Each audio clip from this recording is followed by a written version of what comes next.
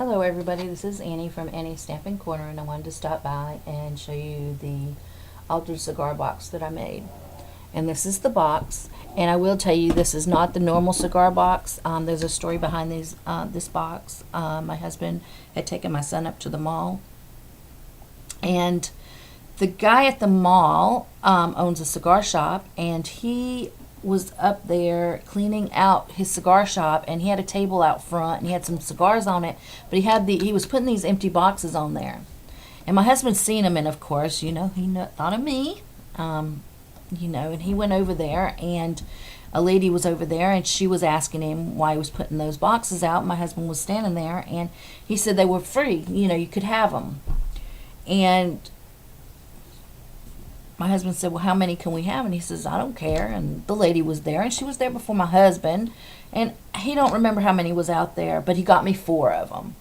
He did get me 4. He didn't take all of them, and they were pretty funky looking. They're not the normal cigar boxes. They were different. Like I said, this is a different kind of look.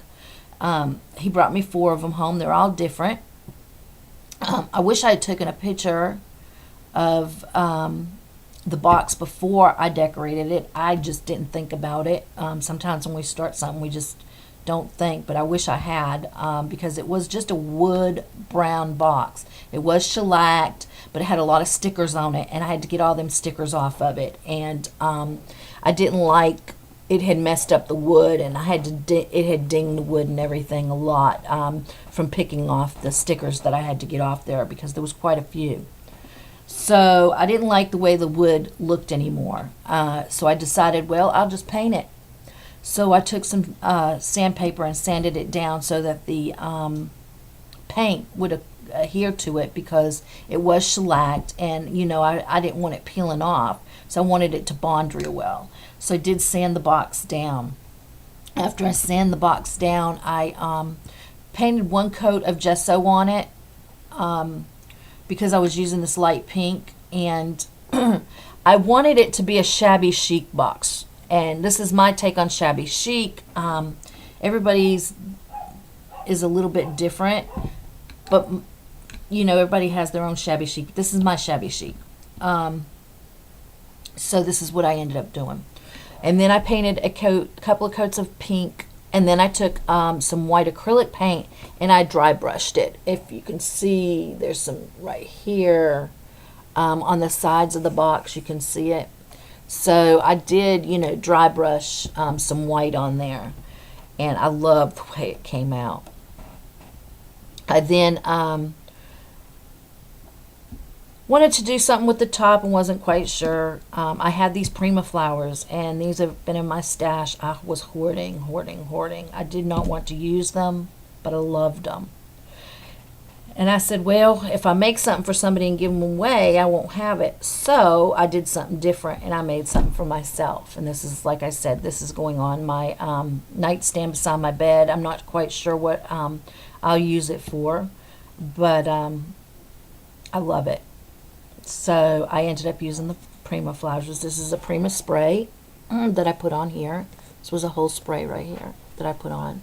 These flowers right here are Prima. They're the canvas ones, and I just love them. And I added that there. I added one right here. There's one down in here. And there's one right here. I don't know if you can see it. And then another one right here. And I had a couple left over, but I just love them. I don't know. These were my favorite flowers from Prima. I just love the way they look. I love the canvas look. But they're just so pretty. And I'm not sure if these are canvas or burlap because of the way this. It might be burlap ones. I don't know. Because canvas, you can see the strings in these, and it might be a type of burlap. I'm not sure, but I love it.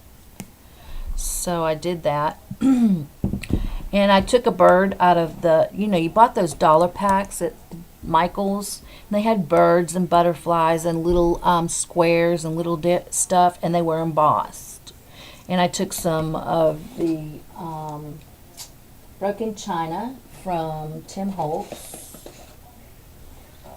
and I lightly went over the bird to give it blue color. I didn't want it too deep, didn't want it too bright, but I wanted it to around the ridges of the bird where it had some detail on it, so it would pop out.